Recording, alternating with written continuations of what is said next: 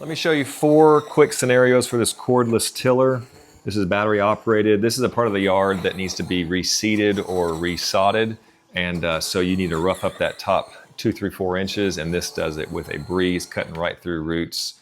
This right here is our chicken coop. This earth is packed. I mean, it is very packed. It's hard to get a shovel into.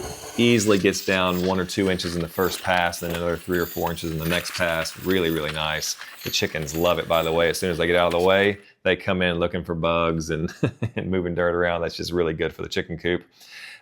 We'll say this, it's 7.5 inches deep. That's about as deep as you can possibly go. 9.5 inches wide.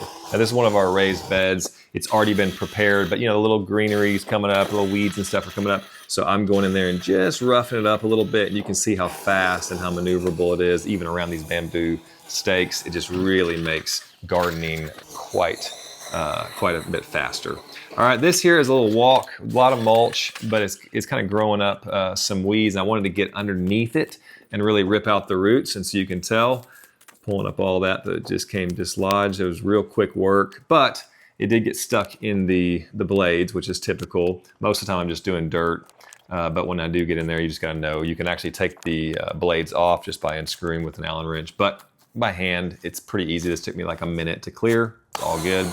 And now let me show you one more box. Now this one has not been prepared, so this has been sitting all fall, all winter, and it just goes right in. Go one way, then go the other. So it's just really, really nice. The thing feels good in your hand. It's ergonomic, it's adjustable to your height. It's very portable, no power cables. So all in all, I like it. It's pretty functional, pretty lightweight, but it actually gets down in there 3, 4, 5, 6 inches deep and turns that soil. The chicken coop soil was solid, like rock solid, and it was getting in there a couple inches at first and 2 or 3 more, so pretty good. Some of the other highlights, 2 batteries, 3,000 milliampere each, which is pretty solid. Let's see, I've been doing all this footage and it is still showing, yeah, it's still showing all 4. So I'm imagining it's gonna last quite a while. I actually owned one other tiller like this in the past. This one's a little better quality. The whole build kind of feels like just a real thick plastic, kind of like your power drill, that sort of thing. But this one's a little thicker than my last one that I owned.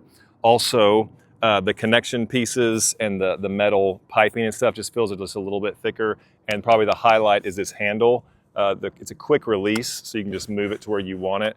But my other one, that was a weak spot on it. This is far more better produced. All right, you can see here, this is probably gonna be your biggest headache, getting roots and stuff caught in there. So when I went through all the grass earlier, it was really tangled in there. You can avoid that if you just don't go through that grass. But if you want to clean it out, I'd recommend taking the battery out just for safety, but then just have your little Allen wrench and you just unscrew that. You might could even tighten it down just enough with your fingers and it'd be fine. Take that off. You can pull the whole unit off if you need to, but I was able to just pull everything else out as I went. All in all, I like the construction. The company did reach out to me and ask me if I would review it, so I am reviewing this. They sent this to me, and but this is my review. I think it's a pretty affordable option. I also like the idea of going with a battery one because these are the type of things that I only use, let's say, twice a year, maybe 3 times a year, sometimes even just once, just you know, in that spring gardening time.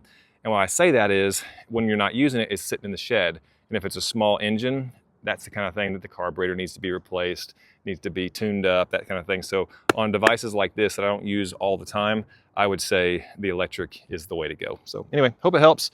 I'm impressed with it. Again, it's solid. I mean, it's weighty. It's not cheap. It's not flimsy. And I'm impressed. All right, hope that helps. Have a great day. See you.